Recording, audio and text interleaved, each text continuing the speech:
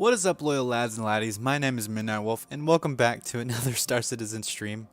In today's video, we will do a kind of beginner tutorial, kind of covering as much of the basics of Star Citizen as we possibly can. And if you watched the little snippet of stream that I did just before this one, I do apologize for the technical difficulties that I had on that one. We will kind of start over, and it allowed me to get to where I needed to be at the very least. So once we start this stream going forward, it should be good. So I'm just gonna try to be as thorough as I can. If there are anybody out there, any experienced Star Citizen people out there that would like to kind of pipe in during the stream in the live chat, definitely feel free to do so, because we will it'll definitely be much appreciated that if I leave anything out, to definitely remind me, so that way I can properly go over that thing. So, and this is going to be kind of an improvised one. I don't have a script to go off of. I'm just gonna kind of whatever comes to my mind of what I think. Okay, what are some of the basic things that I do to go from point A to point B, or do this mission, how to accept missions, all that sort of thing. I'm gonna go all in depth with that. Also, maybe paying attention to like how to go from waking up to get to the space station to be or not the space station, but the landing zone area, to where you can actually retrieve your ship rather, and go from there. So yeah, without further ado, a couple of announcements. I will go over a 100 subscriber event that we are going to have here soon. We're still kind of getting some information from you guys about kind of time frames and when we can do stuff. I will go over that maybe kind of towards the end of the stream. So definitely stay tuned for that. But yeah, if you have been with us for a while, you saw that during the weekend, or Friday and Saturday, we kind of hit our 100 subscriber goal. So I'm super excited about that. Definitely been wanting to get to that point, and I finally hit it. And so, as kind of a reward for you guys, because I couldn't have done this without you guys. We're gonna do kind of a subscriber event where you guys hop in and we do this little event together. So a lot of that information can or we will cover later on, but for now we'll get right into this video. So all right, you purchased Star Citizen, and you hop into this screen here. Well, you do actually get, I guess I can roll back a little bit. There is like a little launcher screen that you have, that's for the game itself, and you'll just obviously press the launch button. That will get you to this screen here that you currently see, where it has this nice, beautiful background of one of the landing zones called Orison. So we will definitely go over that in a little bit. We've got the friends list here, and this is really the only location that I know of in game that you can actually physically type in your friend's name and it'll send them a friend request. The only other way that you can really friend people within the verse is if you actually are in the same server with them, which is kind of bizarre. So it's either you do it here in the main menu, or you have to be in the same server as the individual. And then you have your notifications. It just kind of goes over like basic stuff like, oh, you have become friends with such and such, and that sort of thing. Or like you get friend requests notifications as well. There's other, I think, notifications that pop up as well, but that's kind of the basics of that. Then you've got three options here. You've got the persistent universe, which is what we're going to be doing today. You've got Star Marine, which is like an FPS shooter kind of multiplayer gameplay, where if you wanting kind of like a quick just hop in, hop out kind of gameplay, Star Marine's a pretty good one that you can take part in. There's 2 different game modes within that, where you have kind of a basic free-for-all game mode, and then there's another game mode in there where you have like these hacking terminals, and it's kind of like a domination sort of game. So if you're familiar with like Battlefield, those games, the domination game mode where you have to capture points and then either defend them or attack them, that sort of thing. So it's similar to that, but it's hacking terminals rather than just having to be in the general vicinity. And then you have Arena Commander, which is like dogfighting type stuff.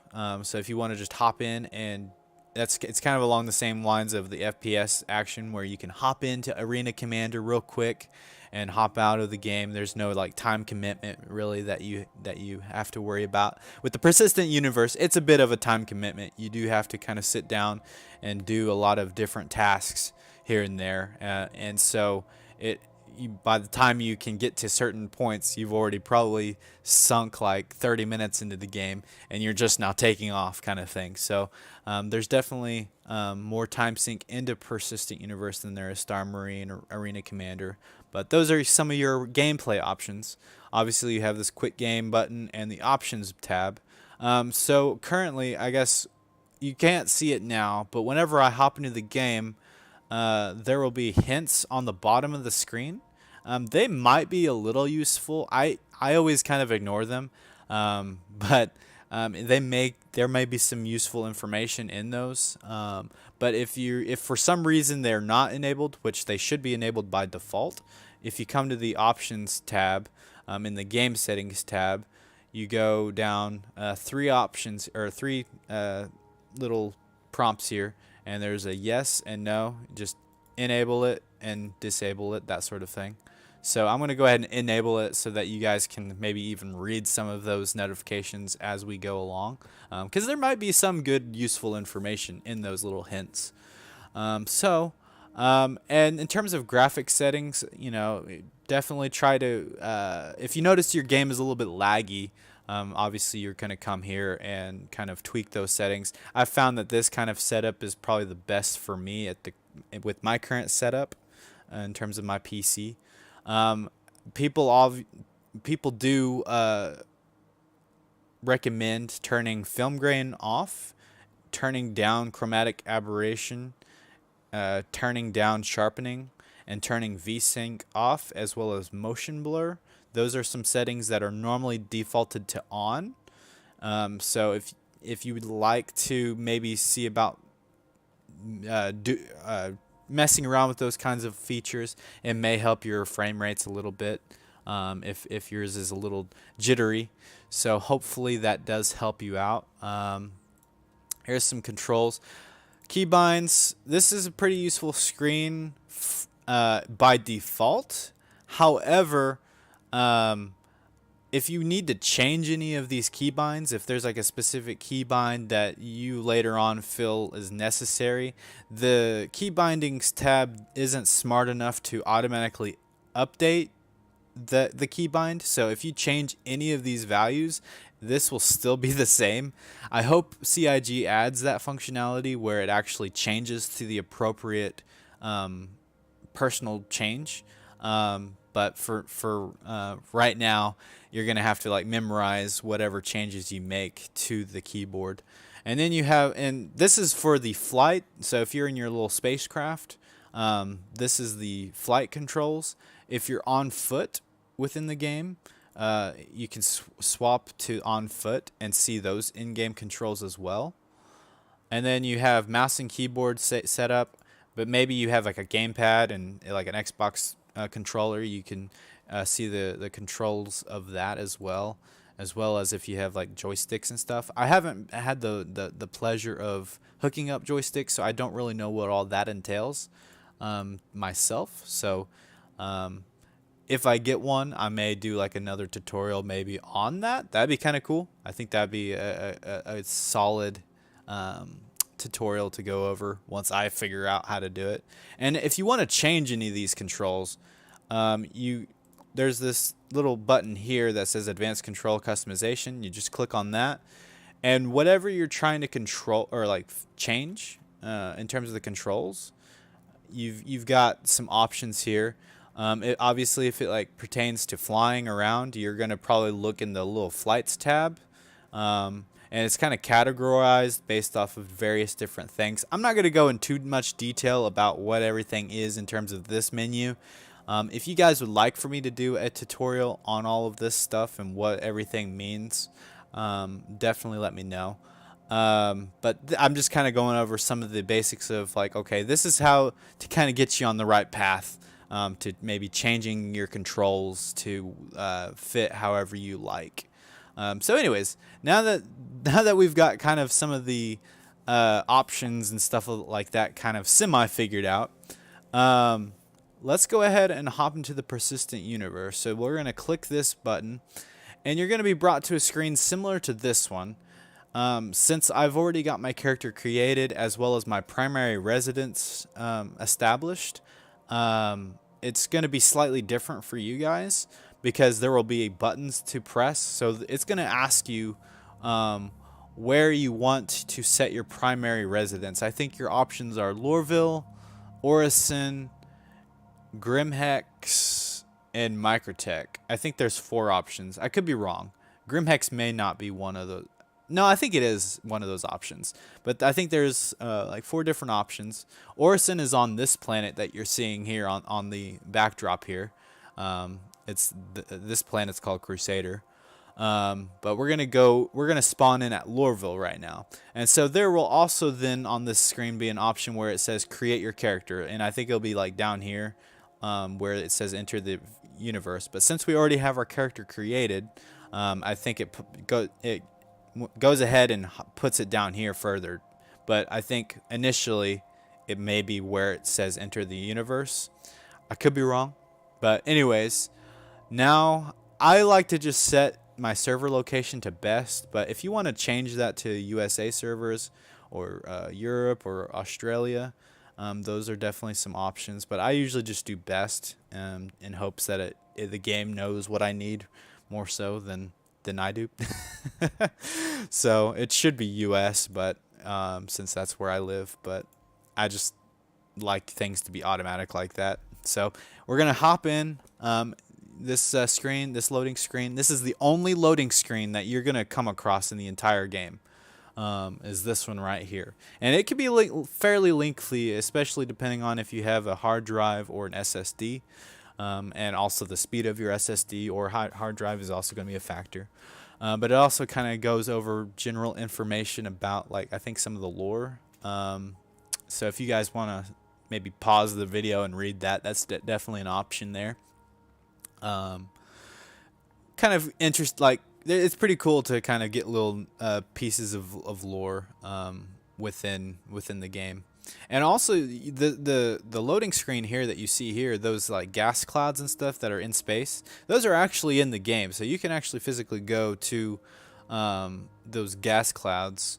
I'm not sure which gas clouds these are within the verse, but yeah, you can actually go to places that look similar to what this screen is showing right now. Looks like the loading screen is going to be a little lengthy today. Sometimes for me it varies. Sometimes the loading, I'll jump right in almost immediately. Other times it takes a minute. It just kind of depends. But once it hops back in, which looks like we're hopping in, so key information to look at. Obviously, you can see in the lower left-hand corner, the little water icon is 100%. The little I don't know what you would call that, but it almost looks like little molecules or something like that, or like sciencey things. That also says 100%.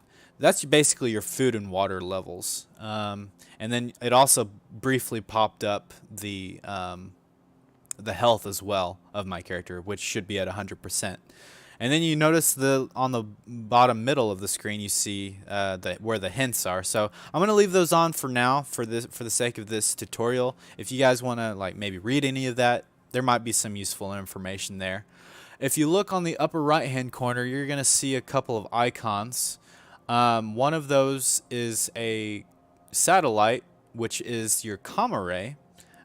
It lets you know if the comm array is up, which if it's up, then if somebody were to shoot at you or do something, if they kill you in the comm array zone, they will get a crime stat, and we can go over crime stats here later. But basically, it's just kind of a way of letting you know if you're kind of in a safe zone or not, as well as I think it affects communications a little bit in that area as well too. Maybe not the global chat, but I think it does affect other things in relation to that. I'm not sure now. That may be something that may need to be fact checked. And then you also see that little bullet icon with the little like circle cross out thing. That means that you cannot pull out your gun and shoot at all. Like the game just physically won't let you. Whenever that icon is gone, then you can bring up your gun and actually shoot it. But when you're in it, that's known as an armistice zone. So means that you cannot use any of your weapons. So we're starting off at Lorville right now. So we are in our bed, and this is how we logged in. Sometimes it's kind of depends on what bed you're in within the game, because there's different types of beds. There's the landing zone beds. There's the beds up in the space stations. There's the beds that you can log in and out of on spaceships. And the list kind of goes on, but some beds allow you to hit spacebar and you'll get up. Others don't. I don't really know why that's the case, but that's kind of one of the things. Another button that you can press is Y. That oftentimes gets you out of the bed or any chair that you may be in. So if you're in a chair, for instance, either on a spaceship or here, you can press Y and he'll get out of it. Sometimes it may require you to hold it down to get out of, but same sort of concept. So yeah, we're gonna go ahead and sit back down on the bed, and you notice that I brought out the mouse cursor. So if you hold F, the F key by default. Now, you may want to change this in the future to a different keybind if you would like. But if you hold F, you're going to have your mouse cursor pop out, and you're going to have options that pop up, like get up, for instance, pops up in your vision. So you're able to hop out of the bed and do things. If you're laying down, there may be a couple of other options. So yeah, if we lay down real quick, we can kind of go over that. You noticed it said sit or lay down. But if you're in a bed, there are normally two options. I guess maybe it doesn't work here, maybe. But like if you're in your spaceship, there's a get up option, and then there's like a log out option as well that pops up on screen. I just now realized that you couldn't do that here at Lorville, which is kind of bizarre. But I mean, probably because you can literally log out anywhere and you'll still spawn here at Lorville when you're on Lorville. So, all right, now that we've kind of covered how to get out of bed, that's like the main thing, is figuring out how to even get out of the bed, and also how to interact with things too, because holding F is like the main way to interact with things currently in the game. So you hold F, and then you can left click on various things, and it'll open compartments or pick things up, that sort of thing. So now you've gotten out of bed. Next thing you're going to want to do is come over to this door, hold F, and then click the little terminal thing. And you're going to come out to this like little hallway area. And now, if you want to, you can take a moment to kind of explore the area. kind of look outside the window, that sort of thing. Do your awes and woes moment, because it's just an incredible game to look at sometimes. So now we're coming over here to the elevator. Now my little hab, as they call it, was right here. Now it's not persistent yet, so literally I could spawn in at any one of these little units. So if you kind of get lost, let's say you spawned in up here, the elevator you're going to go to is down or over there. But there might be a hab down here. I'm not certain. I've never actually come down here. Yeah, I think there's a couple of habs here. So yeah, if you spawn down here, you're gonna go up these stairs, and it will be over there by the exit sign. And you're gonna come up to this terminal. Now the elevators, I can't remember which patch it was. They didn't always have like little nice fancy terminals. They used to all look like the little icons that popped up. Like the sit down icon whenever you go up to sit. It used to look like this, but now they've I think it was like 3.14 maybe or 3.13 that they actually added these fancy panels. So you're gonna hold F, click on the call elevator, and you do have to wait on the elevator to arrive at the it's realistic in that sense. So once it gets here, which you heard it coming, so it opens up and you actually have to interact with the panel. Right now we're on floor 4, but if you go to any of these other floors, you're gonna go to other hab floors. But we're gonna go for the ground floor. I could talk. The ground floor is gonna get you to where you need to be in order to get to the space station, or the not necessarily the space station, but the landing zone to get to retrieve your ship, to fly your ship out of orbit and go your merry way, do your various things. And this, like I said, this is very improvised. So as I see things that I need to go over, I'm gonna go over it, kind of thing. So it's not in any particular order. It's just whatever kind of the order at which I come to things. Within the things. So if you want to kind of take the moment to just explore this little corridor, that's cool as well, if you're following along, of course. So now this is kind of an important terminal, semi-important. You may come across a need for it. But basically, if you do something that is kind of gives you a fine within the game, you come to these terminals and you'll log into it. So I think right now the only ways you can get like fines right now in game is by parking your vehicle in a landing spot without properly requesting permission to land. So if you land in a spot and didn't request to land there, then and you leave it there for the specified amount of time that it gives you to quickly correct that, you're going to get a fine. And then this is the type of terminal you'll come to pay that fine, which currently I have 0 fines because I try to be a good guy in this game. So I try not to acquire too many fines if I can help it. So then you're going to come this way and you're just going to be wowed again by just how beautiful and vast this world is. Very awesome. I guess technically you could physically go to these areas if you wanted to. I'm actually not 100% certain on this specific area. There might be restriction zones here, but in general, for the most part, like when you're on a planet, if you can see it, you can go there. So cities are a little bit different. There may be some restrictions within cities, but I haven't actually physically explored Lorville to see if you can actually walk over to various places over there. But mainly because I'm whenever I hop on, I have a goal to make some money within the game. So I guess while we're right here and now while I think about it, another important thing to bring up is your Moby Glass, which is this little thing here. So if you press F1 on your keyboard, you're going to bring up this little tab. And this will give you some pretty good information, like how much money you have, how much crime stat you have, which is a value either 1 through 5, I think, is the highest crime stat you can get, which obviously the higher the crime stat rating you have, the more valuable of a bounty hunt you are. And that means you did a lot of bad stuff, by the way.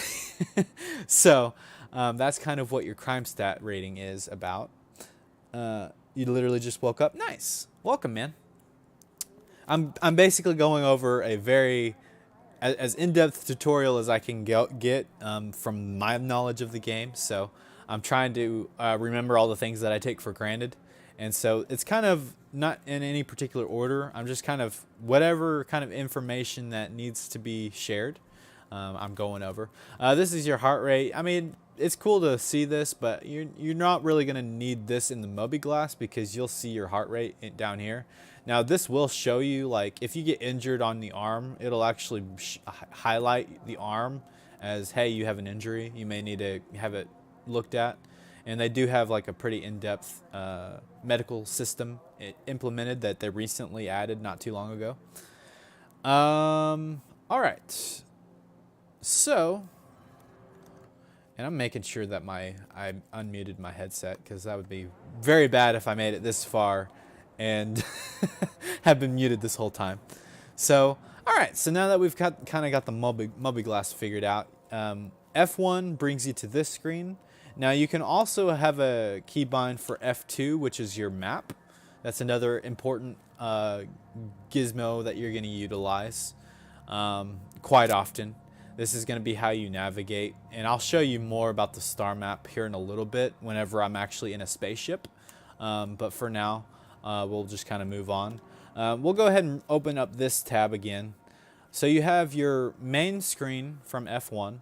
Then you have your comm link screen, which is where you can look at the global chat and have your friends, and if you have like a friend request or a party invite, this is where you're gonna click to look at that kind of information.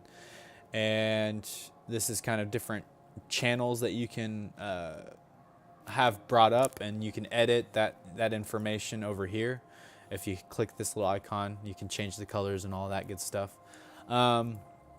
Or you can look at the members of that. So we're in the global chat right now. So everybody that's in the server will pop up in this little global chat.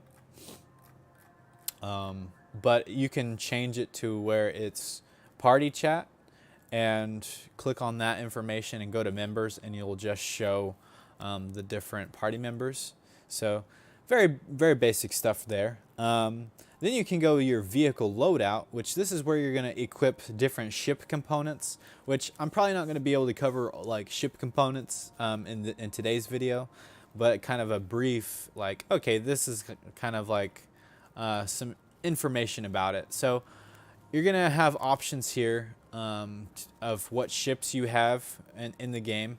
I currently have the Drake Cutlass Black and one other ship. So those options would pop up here if I was physically at the location that the ship is stored at. So right now, the Cutlass Black is stored here at Lorville. I do have another ship, the Arrow, and it's not popping up here because my ship isn't claimed here, or it's not stored here rather. So you have different options for your coolers and power plants, quantum drive, shield generators. You've got your paint options to customize your character. And then you've got your weapons stuff, and you've got different missile racks, and then you have your actual main weapons as well down here at the bottom. So very basic components information. I'm not really going to go too in depth with this stuff because right now we're just kind of going over the basics of how to kind of access different menus and basically go from bed to out into the space to doing some missions and making some money. So that's kind of the objective for today. Knickknacks is a fun little tool that you can kind of see. I haven't used it much actually, if I'm being honest, but it's a neat little tool to kind of know where your inventory items are stored. So for example, if I open up, so let's go back to the main screen. I'm currently at Hurston, the planet Hurston. If you open up that tab, it's going to bring you to all the different information on Hurston. And each location has its own local inventory. And you store your items at these different inventory locations. Now, most of my stuff is at Everest Harbor, which is the space station that's hovering above Hurston. So we'll just go ahead and click on that real quick. And I don't know why the Gray Cat PTV is at Everest. That's weird. I guess I'll click Lorville. That's weird. So we got my ship is stored here. We've got multi-tools. We've got different, just various different things here that you can see. So that's kind of what knickknacks is for, is to kind of help you understand what's going on. Oh, nice. That's awesome, man. So yeah, that's basically what's going on with knickknacks. I'm trying to go as fast with some of this stuff because I mean, like I said, I don't really use knickknacks much, but it may become of use. So I'm just kind of letting you know about it. If you want to kind of mess around within knickknacks and all that, and figure out where all of your inventory items are, definitely play around with that. That's totally cool. So now we've got Skyline. This is the it's keybind to F2, so if you press F2, you'll be brought to this screen. But you can also access it within the Moby Glass by hitting F1 and then physically clicking on the Skyline. And like I said, I'll go over this more in detail later. Then you've got the trading app. So this is how you're going to actually send money to other players. So you can click on this, click on a random person. Let's see. Who's watching right now? I think, let's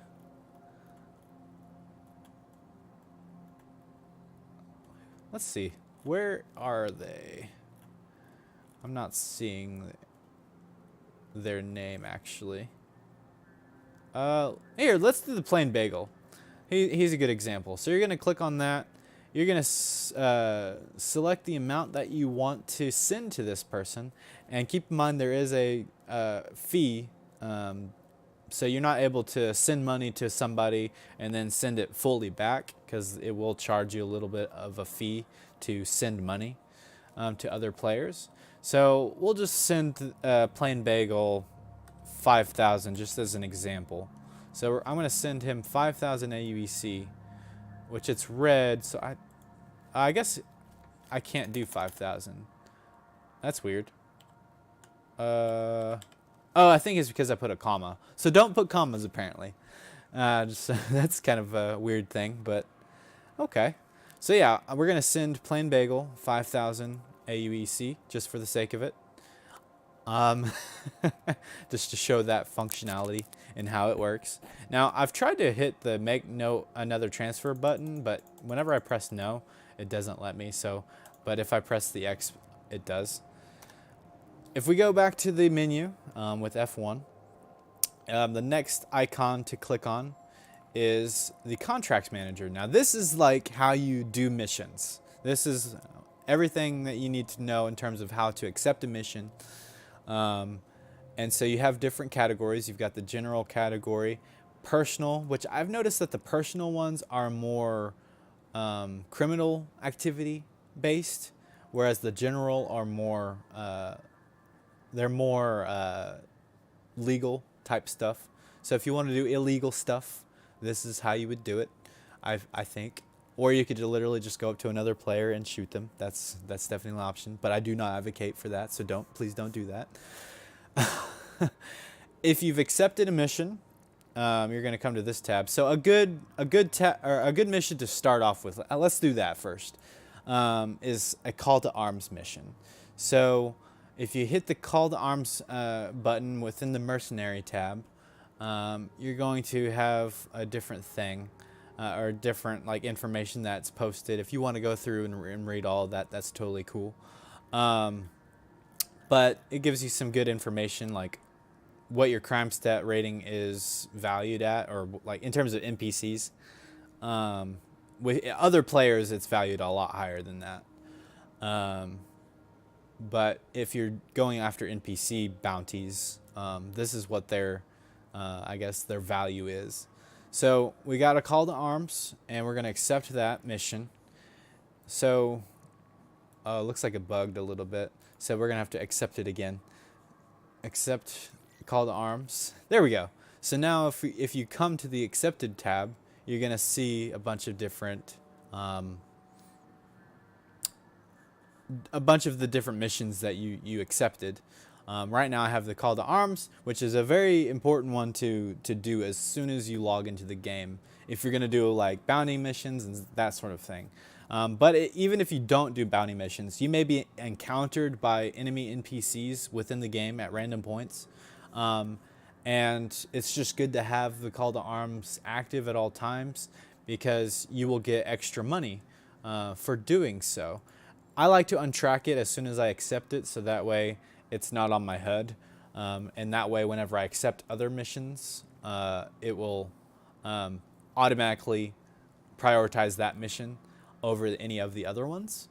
And then history it only covers like the history of that play session. So if you're playing within a play session and you want to see maybe the missions that you've completed in that particular play session, this would be the tab to do it. And then you have beacons. Now these are if somebody posts a beacon,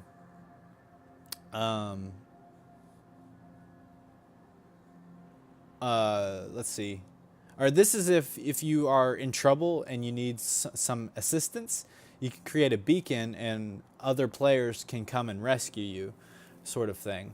You can use this for medical purposes. You can use it for like maybe an escort purpose. So if you're needing help being transported from point A to point B, you could definitely use these. Or let's say you crash landed on a planet, or your ship got disabled, or you ran out of fuel, you can utilize this tab to send out a beacon to have somebody come rescue you, sort of thing. So that kind of goes over the contract manager within the Moby Glass.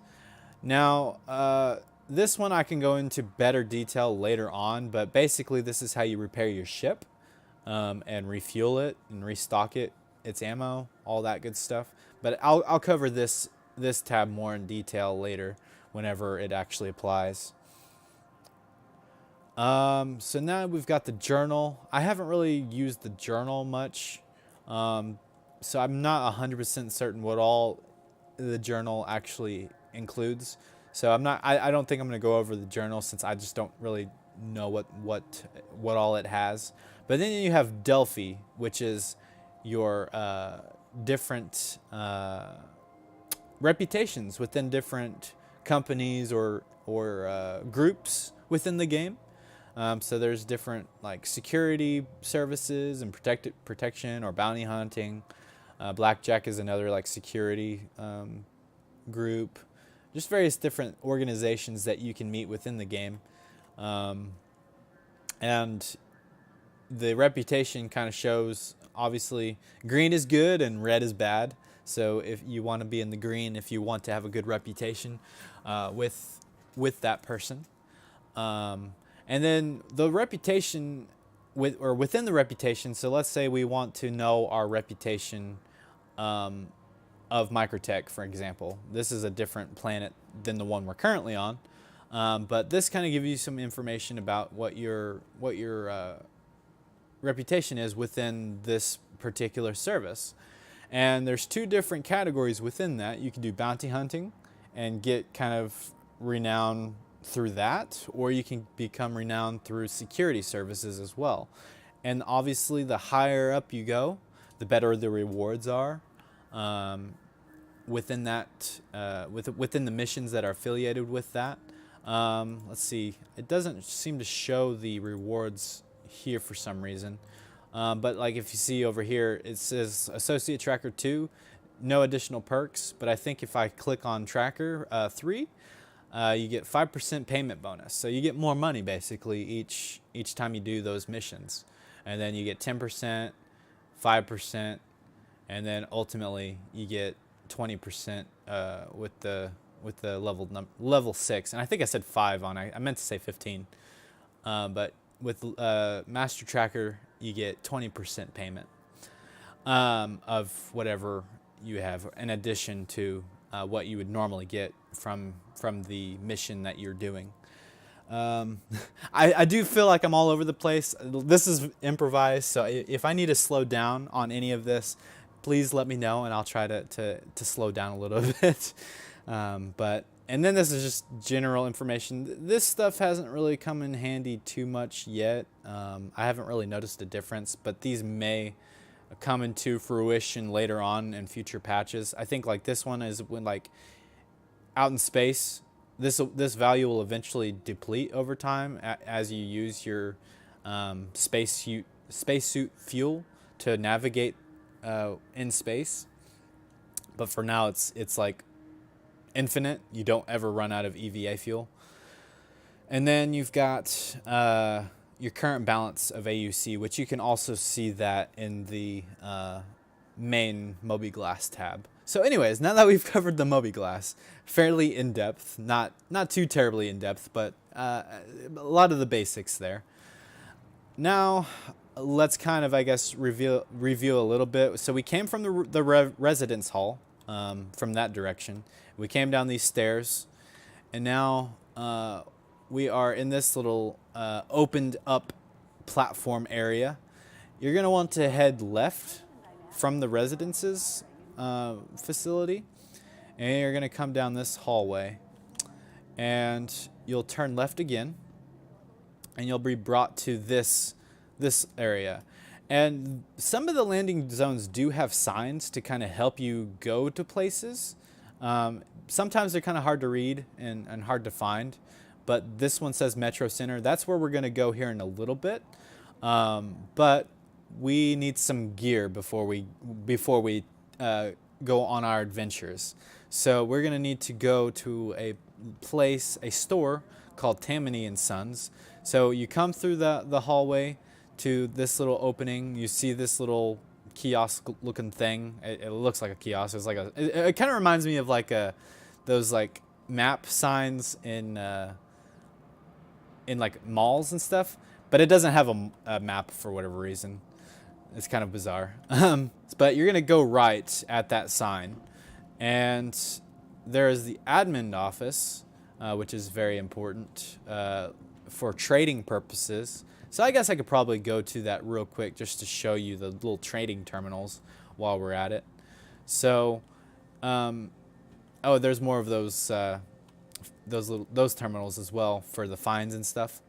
So here's the trading terminals. So you can come up to here and you can buy different resources. Now here at Lorville, your options are almost pointless to transport. I mean, if you want to transport stuff just for the sake of transporting it, I guess you could definitely buy these materials.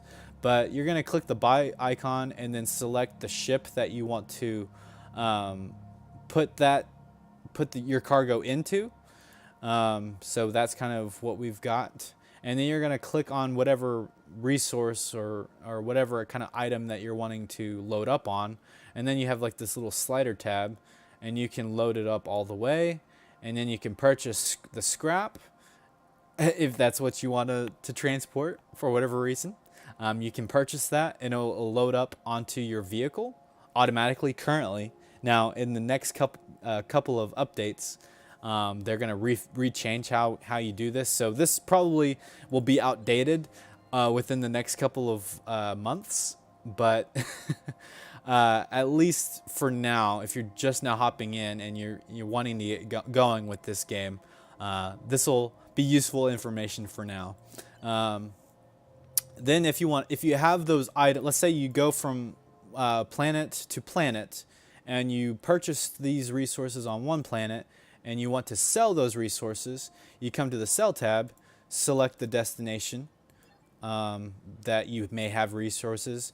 Since I don't have anything on my Cutlass Black, right now, it's not popping up. But if I had stuff on my Cutlass Black, you could come to this tab, and it will have the Cutlass Black. You click on that, and then it will have the commodity that you want wanting to sell. So it'll look a lot similar to this screen, but it'll be the sell screen. And then you basically click on the item, and then click the sell button. So there's some information that we could definitely go over more in depth here in a little bit. And then this is a terminal that is often used within certain like delivery missions. So you'll come up and you'll have like a box, for instance, and if you needing to drop that box off, you'll click the little drop off icon. This little thing will open up, and you'll press the F button, and then a prompt to place the item into that container will show up. You'll place the item in the container and then go your merry way. So now that we've done that, let's go back and let's head on over to Tammany & Sons is the direction we're needing to go. So you came from that, there's that sign that I mentioned earlier that you're going to turn right at. And you're going to see the admin office. You're going to run down to the admin office, turn left, and you're going to see Tammany & Sons.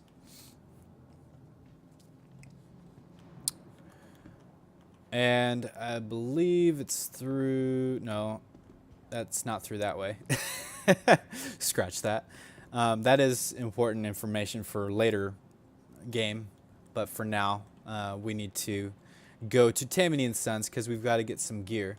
So now that you've kind of come to this location, you can either go across this little bridge here to like I think it's another subway system, but I think it takes you to a different location that's not where we need to go, so we will not worry about that for now.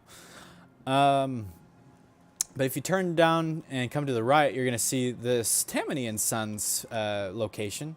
You're going to open up this door here, and you're going to see different clothing options, some different armor that you can get over here. You can either come up to these mannequins and purchase them physically on these, which is an option. Also, there's some water and food that you can purchase here to rehydrate or fill up your hunger. And then you're going to also have the option to get this Gray Cat multi-tool, which I will go over here in a little bit. That is a very useful tool, and you're definitely going to want to buy one of those as soon as you possibly can. So now we're going to come to this terminal, and basically everything that you saw me physically walk to, you can access through these terminals, and it's kind of better to access those through the terminals because you can buy them in bulk.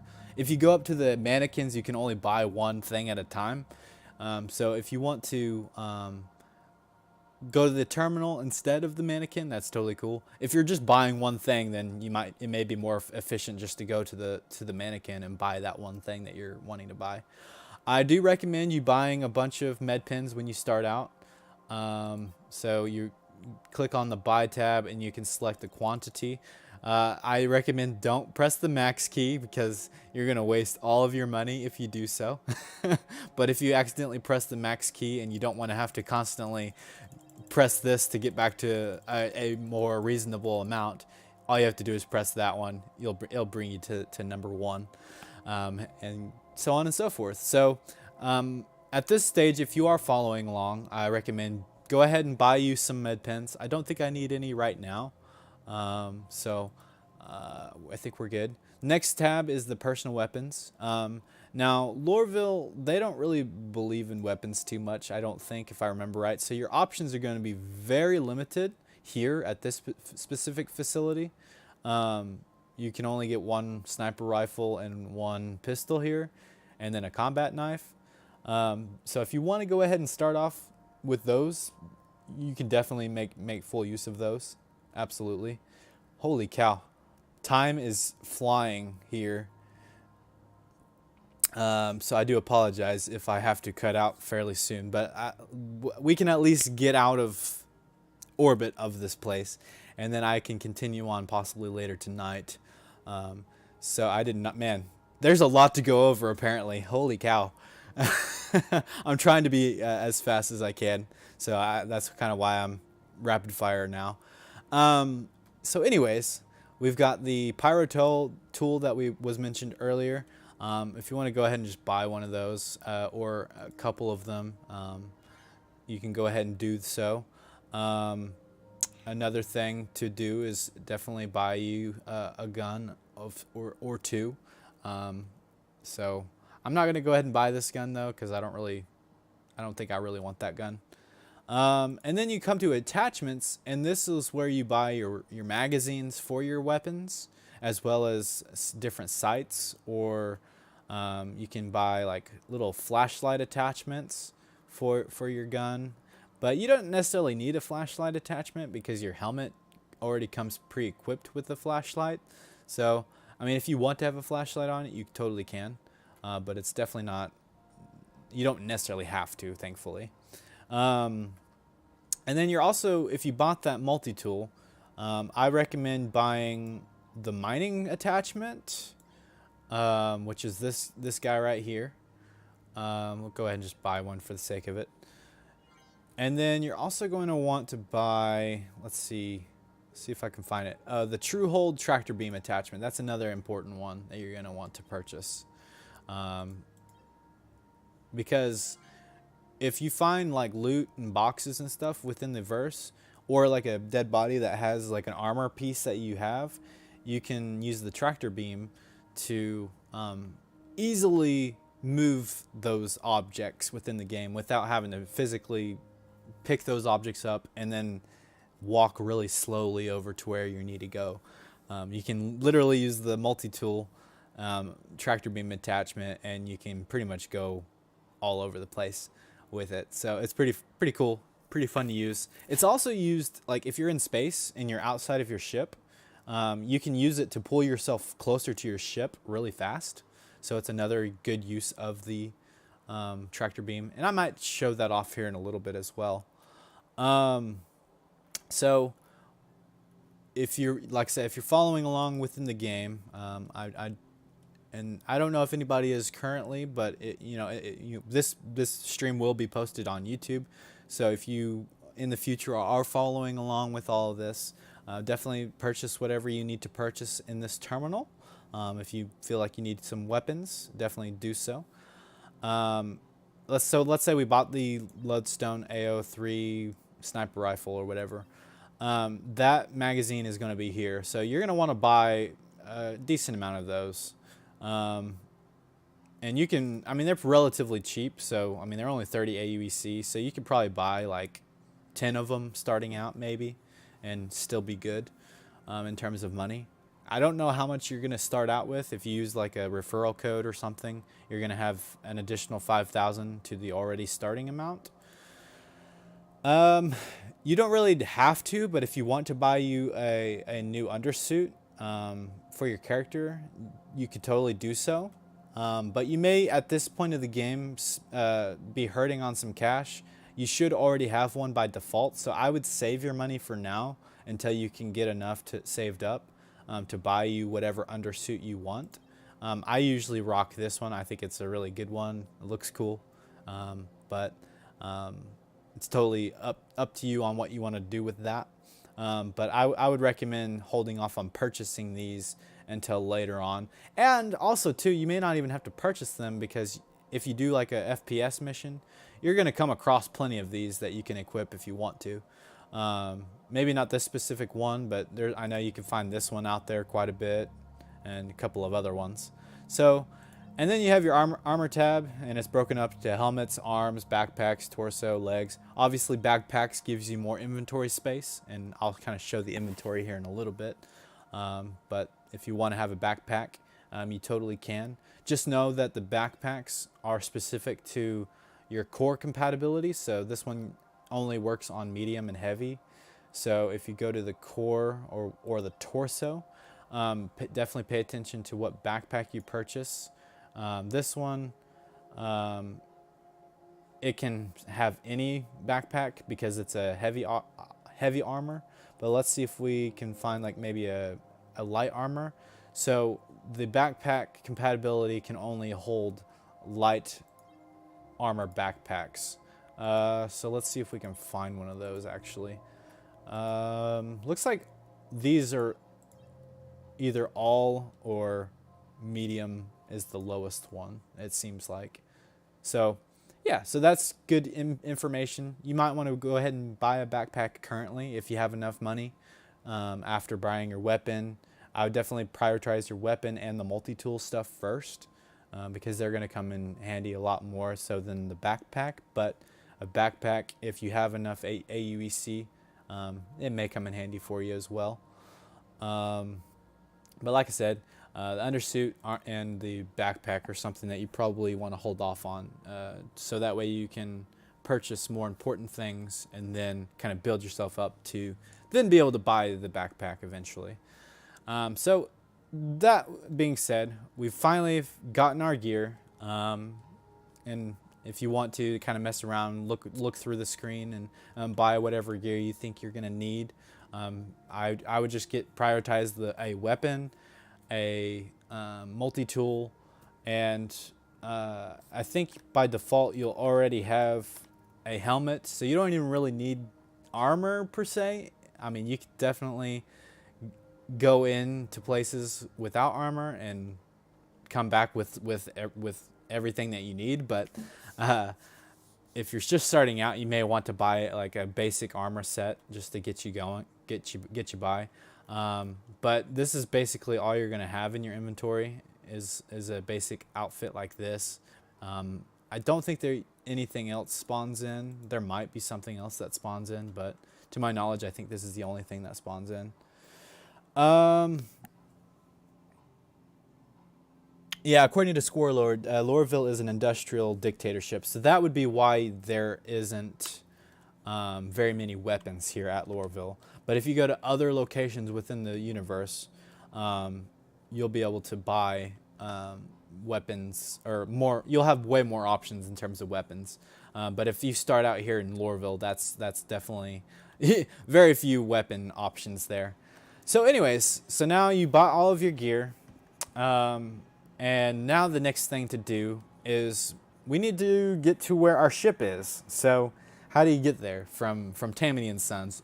So you're gonna exit the building, and you're gonna come up these stairs. You're gonna turn left at this production quad looking sign. Or wait, no, I think I'm already getting backwards here. You're gonna go this way rather. Sorry, scratch that. Do not go down those stairs. Go up these stairs. So you're gonna go towards the Metro Center is where we're wanting to go.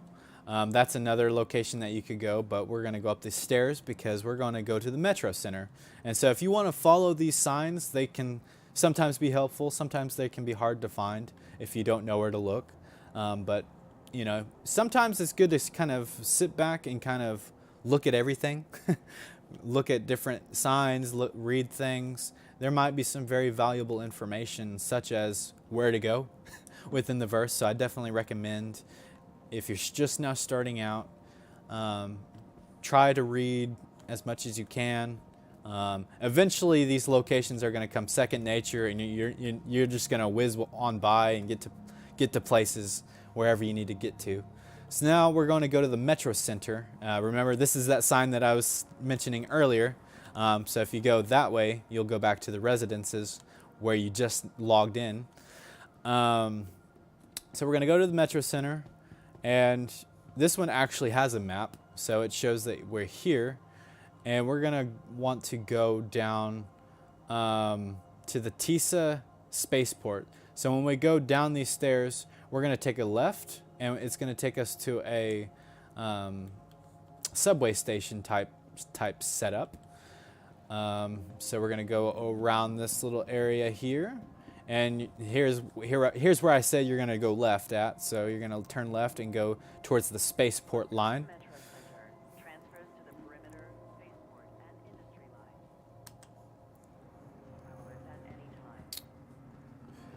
And just like in real life, you are going to have to wait for the train to arrive. But once it arrives, we will definitely be able to hop on the train and make our way over to the spaceport. So let's read a couple of comments while we wait. So Zigzag Agenda. Hey man, yeah, I saw that you got the game. I commented on the last video to you, or responded to your comment rather. If you, I probably won't be able to show you the ropes right now, but that's what this video is kind of meant to do, is to kind of help you get from waking up within a landing zone and kind of finding your way to the space station, and more specifically here in Lorville.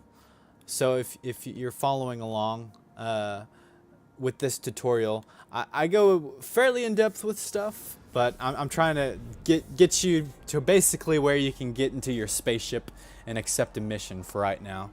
So that's kind of the objective. But we are currently on the little subway station thingy. And I think it has actual tracks. I can't tell. But I know, like in Arc Corp, it's like a flying bus. But this one's more of like a train, like a subway station. I don't know if it's levitating or not. It's hard to tell if it is or not. But it's basically a train.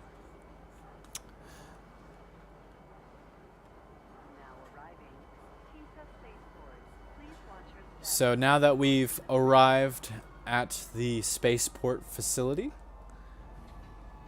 one of the doors is going to open. It's going to be this one right here. And we're going to go to the right where it says exit, and we're going to kind of just follow this path and kind of ignore that. That takes you to the central business district. What you're going to do is you're going to turn left and kind of follow this corridor. And it's going to take you through customs and all that good stuff. Customs doesn't really work right now in the game, but I think they're eventually going to have it to where you have to kind of go through customs and get scanned and all that stuff to enter the city. But for now, we just have to run past it. And now we're here at the location where you can actually retrieve your ship. So these terminals here are where you get your ship from. So if you want to go ahead and open up this terminal, you're going to have a couple of options. You're going to have the ship that you pledged with, whatever he got you into the game, basically. I know the two basic game packages are the Aurora and the Mustang. And so you'll probably see the Aurora or Mustang, whichever one you chose. Or if you pledged for a different, like a more expensive ship, it'll be that, of course. But I've got two ships. One that is a pledged ship, which is the Cutlass Black. And then the Arrow is a ship that I earned with in-game money. And then this ship, this one's kind of bugged. I rented a Drake Cutlass Black before I purchased one with real money. But the rented one it'll stay on there until the next character reset. And then once the character reset happens, then it will go away. But if you rent a ship, the UI looks very similar to if you're just retrieving any of your ships. Now, you can also claim a ship too. And so claiming is very important, because if your ship blows up within the game, or you leave it somewhere and you're at a completely different space station than the one that you were at, you can claim it, and it's kind of like an insurance type thing. So yes, you have to pay a fee to claim. If you wait the full, or if you pay the expedited fee rather. If you wait the full amount, I think it's free. But if we want to pay the expedited fee, that's how much AUEC is going to be deducted from your account. So I don't really need this ship, so I'm not going to really worry too much about paying the expedited fee. But that's how you're going to essentially get your ships that get destroyed or lost. or if it's stored at a completely different station and you just want to have access to that ship without physically flying all the way to the other station to retrieve your ship. You can totally do that if you want to, but if you're kind of time constrained, you may not want to do that. So this is the retrieve option. So you can retrieve your ship. So you're going to click the retrieve button. It'll wait like a few seconds, and it'll give you a little information of where your ship spawned at. So you're at Hangar 9 is where we're going to be heading. But before I go to Hangar 9, I should have enough time to also kind of pass by something that you will be able to do later in the game. Right now you can't do it because you're not going to have enough AUEC. But once you have enough money within the game from doing your missions and all that stuff, you can come to this little terminal here and buy you one of these ships that is available within the game. So if you just kind of want to explore this area, if you're following along, that's totally cool. But basically where those ship terminals are, you just go up the stairs that say New Deal, and it'll take you to that terminal.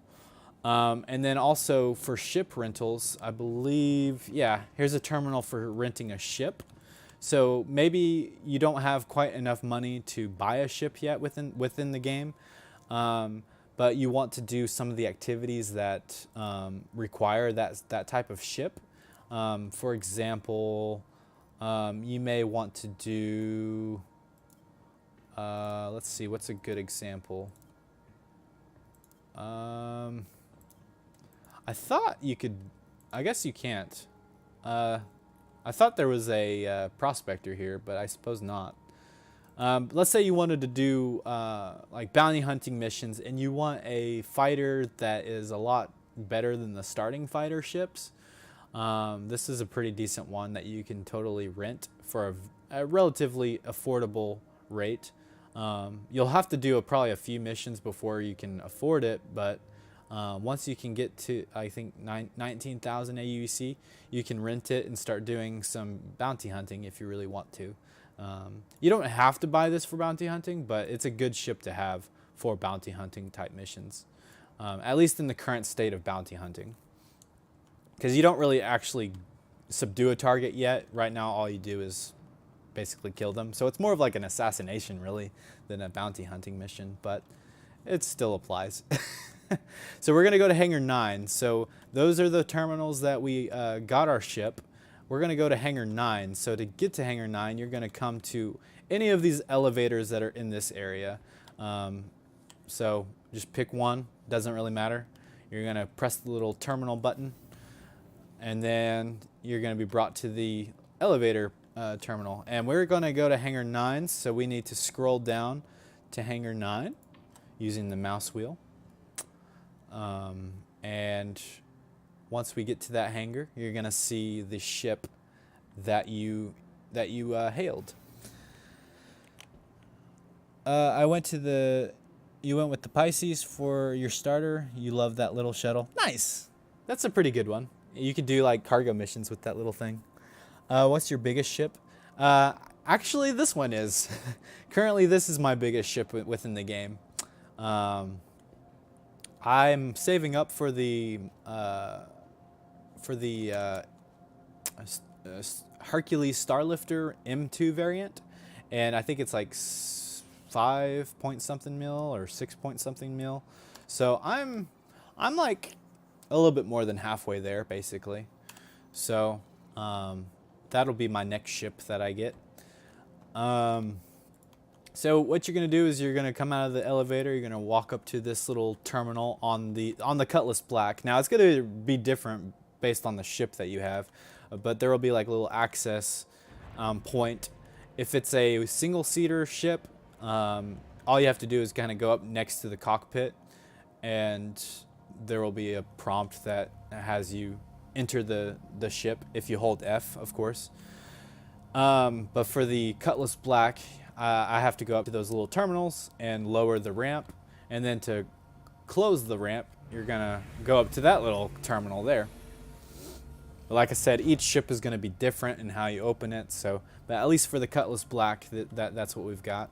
For the Cutlass Black, we have some space here that you can put land vehicles in. You can fit like a couple of smaller land vehicles that you can drive around within the game.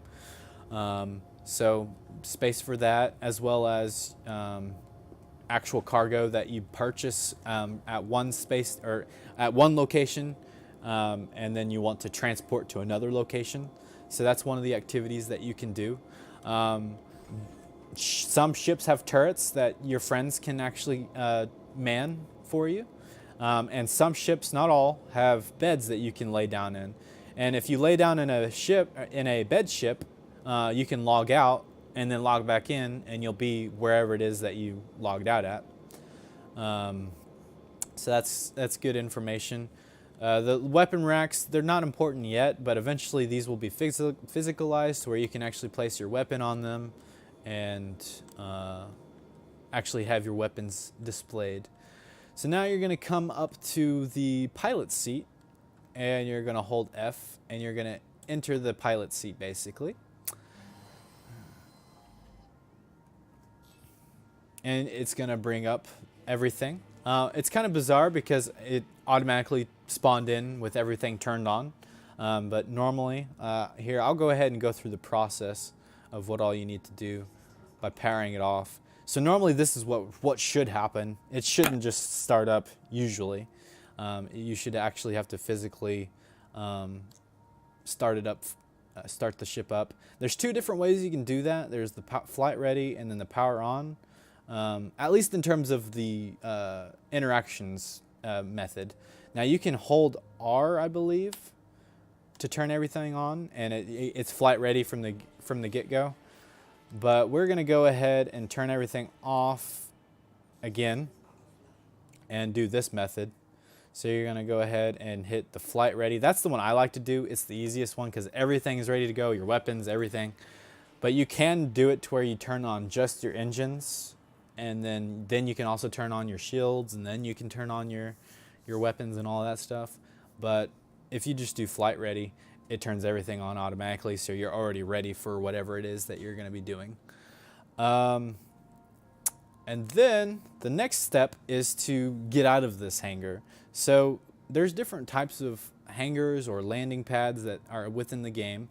There's some that are in an enclosure like this one, to where you actually have to open hangar doors to exit. There's also landing pads that you can just fly off of, and I still like to hail the landing zone, even though I don't necessarily have to open up hangar doors. I still like to do that because I think eventually we're going to have to do that, because they may fine you for not properly going through the right procedures to leave the landing pad or whatever. So, but I don't think that functionality is in yet. But anyways, to do that, one way that you can open the hangar doors is go down to the menu tab of any one of these screens. It doesn't have to necessarily be this one, but this is the one that I usually switch over to the comms. And you're going to be met with this screen here, and you're going to want to go to this little like Wi-Fi looking icon called comms, and that's going to bring up your friends' comms, so you can like basically phone call them within the game, and chat with them if you want to. It's kind of buggy at times if you do the in-game chat, so not very many people actually use that that I know of.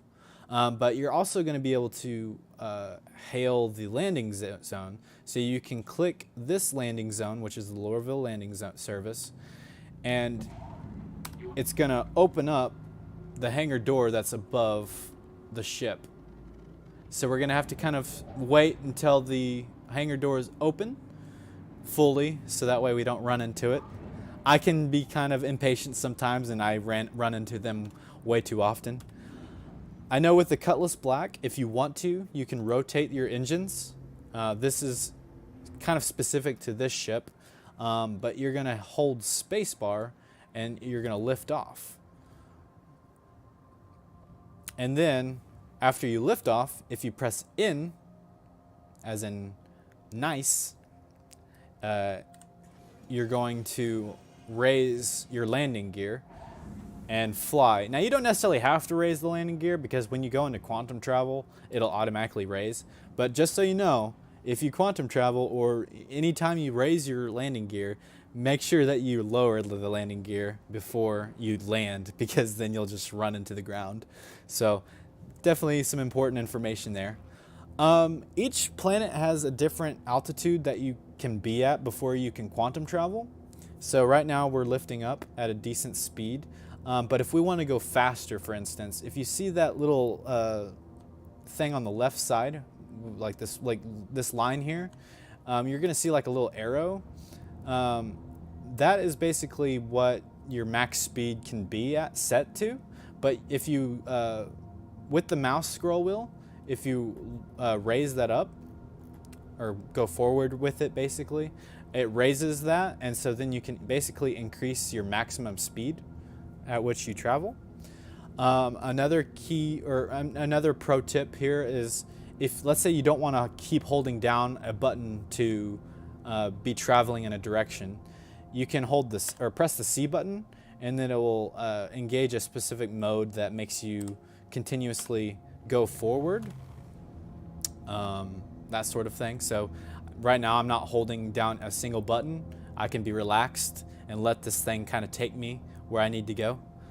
If you notice, the altitude is raising. I think for Lorville, or for Hurston in general, I think you have to be like 10,000 meters above the surface in terms of altitude to be able to quantum travel. So now that you're in space, you're ready to travel to another location. I'm going to go ahead and come to a stop real quick, and so that way we can kind of look at some of these things and kind of go over maybe some of the important information about what you're seeing on the screen right now. So here's, of course, your weapons. So how much ammo you have. Now there's like a couple of different weapon types, or a few different weapon types rather. I have two that are equipped on this. One is like laser repeaters, and then the other one is ballistic. And so the ballistic can actually run out. It has like a actual limit to how much you have, whereas the laser repeaters can last indefinitely. As long as your ship has power, you can use your laser repeaters basically. But it does have like a cooldown to where if you're using it too much, it will overheat, and so then you have to wait until it cools down before you can fire again. There's different screens here that you're looking at. You saw that I changed this to the comm screen earlier. We've got our ship status, so if you're taking damage, you'll see each part of your ship receive a different color. It'll be like reddish color, and the redder it is, the more damage that component is. So eventually it may be destroyed, and so like this wing here, for example, can be knocked off, and it'll be completely gone at that point. But yeah, so there's that. This is kind of some of your EM ratings and stuff like that, and IR ratings. I don't really know fully how these work, so maybe in a future tutorial with more research I can go over it. But basically, I guess a very basic idea of what that means is like, it basically is the distance that you can be seen by other players or even NPCs. So if you have a lower signature, then you can get a lot closer to your enemy before they can detect you, that sort of thing. So that's kind of what that screen is for. And then this is your power disbursement screen. So you can this little triangle, you can adjust how much power you want to put into different parts of your ship. So for instance, this is your shields. So if you're taking a lot of damage and you want to put more power into your shields to have stronger shields, you can totally press anywhere on this triangle to increase power. But just know that if you increase power on the shields, it's going to decrease power on any other option within this triangle. The other two options are, you've got your weapons and then your thrusters. So if you want more power in your thrusters, you can do so, but it will affect how much ammo or how much, like if you have like laser repeater type stuff that relies on the power supply, then it will run out of ammo a lot faster, and you'll have to recharge, or it'll overheat faster, basically. Is that sort of ideology. So lots of different things to mess with. You don't necessarily have to do this in the basics of the game, though. It's just good to know, I guess, at the current state. As you get more and more advanced with the mechanics, this will probably start to make a lot more sense as time goes on. Here's a different screen that you can go to within that same sort of power disbursement thing, where you can turn different parts off. So I can turn off different weapons. I can turn off different, I think I could turn the shields off on this screen. Used to, you could overclock stuff. I think now you can only overclock your power supply. But used to, you could like overclock your weapons and they would be like slightly more powerful, but it would like overheat, I think, faster or something along those lines. So yeah, there's that. And then you've got your target status. So whenever you're in combat and you're fighting another player or NPC, and they're taking damage, it'll look a lot similar to this screen, but it'll be their ship instead. And then on this one, I think is your shields. I could be wrong. You know, honestly, that may not be shields. No, that's not shields. That's something else, I think. I'll have to do more research on this particular screen, because honestly, I don't really use the screen very much. All right, so now that we've covered how to get from the bed up into space, and we're gonna have to break this up into either a two-parter or oh, 1 second.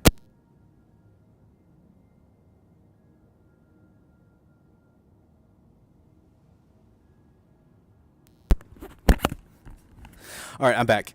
We're going to have to break this up into a multi-step process. I did not realize how much I needed to explain in this, and it took a long time just to get to this point. Now, keep in mind, once you master all this, it's not going to take 3 or 4 hours to get to space.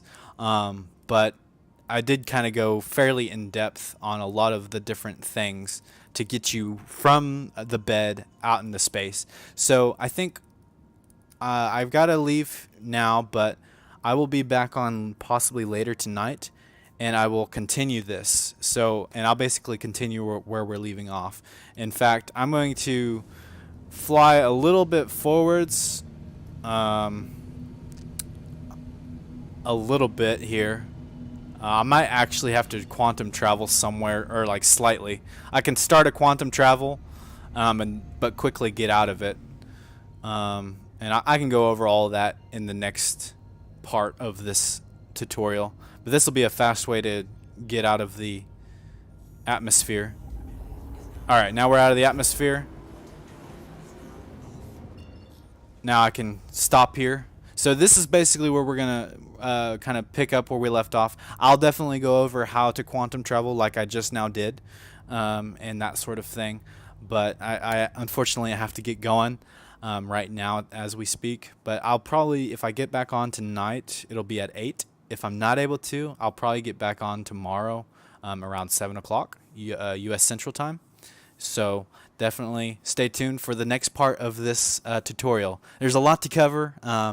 But we've definitely got you at least out into space, and that's like half the battle of this game. Once you can figure out how to get off the planet and into space, that is the major first step into getting into this game.